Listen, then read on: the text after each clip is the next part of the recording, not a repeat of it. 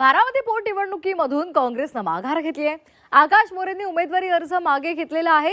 राष्ट्रवादीच्या नेत्यांच्या शिष्टाईला त्यामुळे यश आल्याचं बोललं जात आहे. हर्षवर्धन सपकाळांनी पत्रकार परिषद घेत आपण माघार घेत असल्याची घोषणा केली.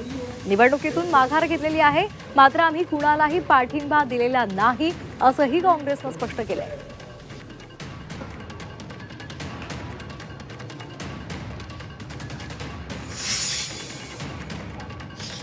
निवडणुकीमध्ये आम्ही आमचा उमेदवार जो आहे तो तिथे बारामतीमध्ये उभा राहणार नाही.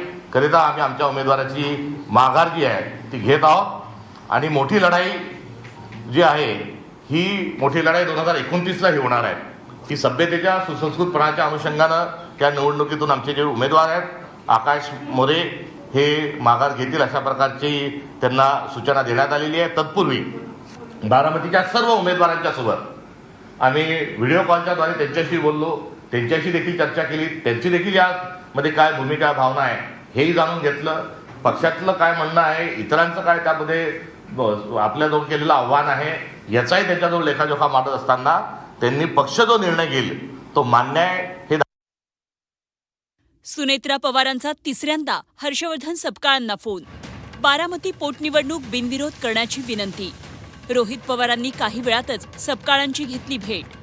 निवडणूक माघारीसाठी काँग्रेस प्रदेश पातळीवर प्रयत्न.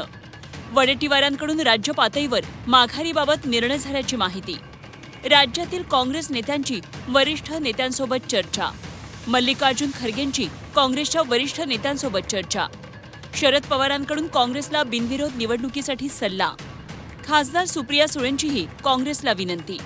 मुख्यमंत्री देवेंद्र फडणवीसांकडून हर्षवर्धन सपकाळांना फोन. राष्ट्रवादीच्या शिष्टमंडळाची हर्षवर्धन सपकाळ यांच्यासोबत चर्चा. छगन भुजबळांचा हर्षवर्धन सपकाळांना फोन. दुपारी 2:15 वाजता काँग्रेसची पोटनिवडणुकीतून माघार. निवडणुकीतून माघार, मात्र कुणालाही पाठिंबा नाही काँग्रेसची भूमिका. काँग्रेसच्या आकाश मोरेंकडून उमेदवारी अर्ज मागे.